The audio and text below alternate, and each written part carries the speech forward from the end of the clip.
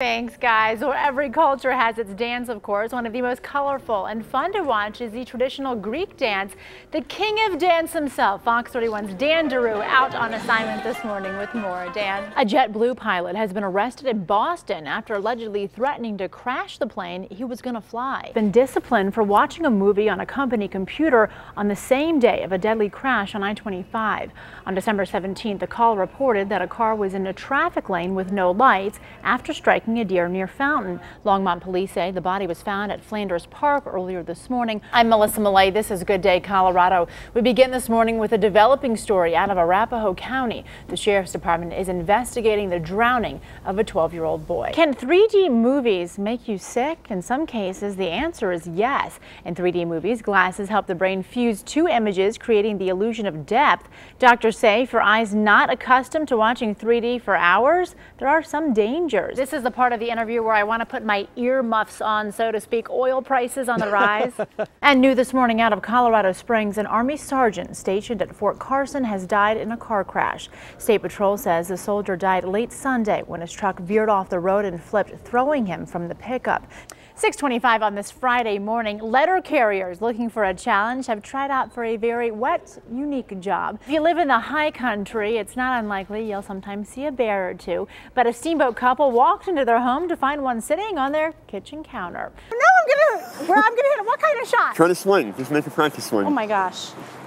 No way. Well, reusable grocery bags are good for the environment, but could they be bad for you? They might be if you don't wash them between trips to the store, and a new study says most people don't. If you're thinking you can go into work and quit this morning because you won last night's Powerball jackpot, you might want to keep dreaming until the next jackpot, just like the rest of us. It's called greenwashing, and sadly, many companies are doing it. They're making us, the consumer, believe items like plastic bottles, diapers, and cleaners are a bit more environmentally friendly than they actually are.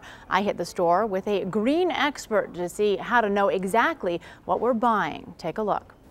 We've seen the symbols, recycled, and know the lingo, biodegradable. But there are so many self-proclaimed green products out there right now, deciphering what's what. There's a lot of different symbols on here. Can be kind of like reading a road map upside down.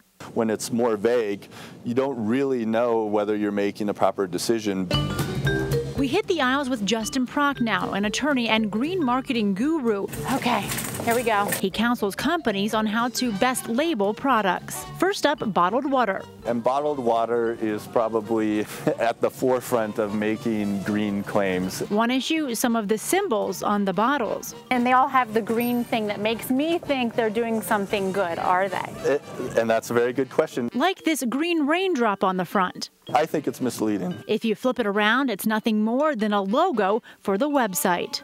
But the reality is that not all of these claims have been vetted. Environmental watchdog group Terra Choice has come up with what they call the 7 sins of greenwashing. And this would be the worshiping false labels. Others include the sin of vagueness and sin of no proof. Part of the problem, the rules companies are working with are outdated. Oh my gosh, this doesn't say anything. That one does. Some bottles say they're made of less plastic, but is it less than before or less than the competitor? They all very well may be making legitimate claims, but some give more information so that you can actually make the determination here. We only find out by reaching into the case. This isn't easy. 20% less plastic, but the smaller packs don't give a number at all. Next up, diapers. They don't come right out and say, this is our green diaper, but clearly there is the message being sent there. Companies could put leaves on there and it could just mean fresh smelling. The diapers say they're made of organic cotton, but read more and there's just a small band of cotton on them. It's just this little strip right here. Doesn't even touch the baby. It doesn't touch the baby at all. The package also says it's eco-friendly with 20% recycled products. They want the consumer to think that this is a product that's good for the environment or healthy for you. Just because you are the best product in a terrible category doesn't mean that you're good. So it says here, world's first 100% compostable chip package. Okay. If you just had that by itself with no other information, that would probably be greenwashing. But on the back, there is information, and lots of it, to educate the buyer. Sunships is doing a good job. A lot of companies make a claim, then send you to their website for more info, which might be a little hard when you're rushing through the store trying to make quick decisions. On to detergents. We find this bottle with a green ball of yarn. Maybe a bit confusing, though it makes no green claims. It does sit right next to other green products. And that's what they would say. They're not making a claim for it. And this one says it's on the green list, a list that, upon further inspection, may not be what you think. The green list is actually an internal program where they put their own items on the green list. But these 7th generation brand products give lots of info.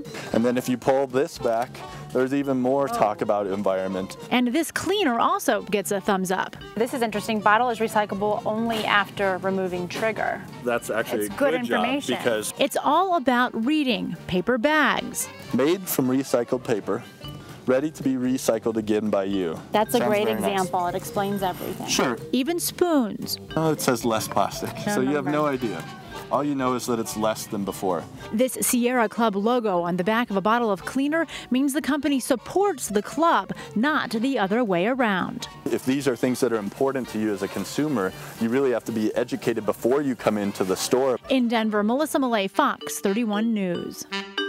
Melissa, this is a very important day for Seth. It is. It's a very big day for Seth. He actually has not been back along this road here, Alameda Parkway at Florida, since the accident, March 13th, 2007. He said it's been too hard, too emotional for him to return until now. I don't even recognize like any of this street or anything. It's almost like I've never even been here before. Seth doesn't remember the accident, the one that seriously injured him and killed his best friend, 17-year-old Samara Strickland. This is the first time he's been here since the crash. I'll go out of my way not to go this way. Police say an intoxicated 17-year-old Nanette LaFleur hit Seth's car head-on. It's the first time he's seen this memorial stacked with flowers, notes, ribbons for Samara. The first time he's seen this sign put up in her honor. My mom told me it was up here, but... Today, the anniversary of the accident, Seth will be here playing his guitar, singing a song he wrote for her. I haven't visited her grave yet because I'm too scared, but I'll probably go do that. Seth has spent months in physical therapy, his face and legs still scarred. It hurts just standing here. The wreckage, scattered debris, long gone. By now, the memorial for Samara, a tad faded, but Seth's memories of his old life more alive than ever. It's been a tough ride, but slowly getting there. It's getting better every day. Nanette LaFleur's trial starts this July. Another girl, Allie Bowen, has been found guilty in the case. She initially told police she was driving the car that hit Seth and Samara. She then recanted. She will spend 45 days in jail. Now, Seth still has thousands of dollars in medical bills he needs help with. If you'd like to help Seth and his family, you can go to myfoxcolorado.com. There is a fund set up for him. Back to you. 31's Melissa Mollet spent the day with the mayor. And Melissa, you're outside the Pepsi Center, and I know he got up almost as early as you did this morning. He did, maybe a little bit earlier than I woke up this morning. His day started at 4. His day will probably run well past midnight. He did allow us to tag along for an exclusive inside look at perhaps one of the most important days in his career. Mayor Hickenlooper's alarm clock jarred him awake 2 hours earlier than normal this morning. Didn't sound like an alarm. In my dreams, it sounded like a pile driver. And he didn't have any time to hit the snooze button. I've had 23 events today. He spent the first official day of the convention. So far, this is breakfast, and, there might even be lunch. Keeping to a serious schedule. That's where we're going. By 6 a.m., Mayor Hickenlooper already at Braun's Bar and Grill. Ron, Dutchman, okay. Home base for Fox News this week. Live from the Democratic National Convention. For his first interview of the day. You want some beer? Then it's off to more interviews. The economy in South Korea. Outside the Beltway, honor to be on Canadian TV. We got 4 more days to go. Seeing as how it's only 10 o'clock, that's not a bad beginning to the day.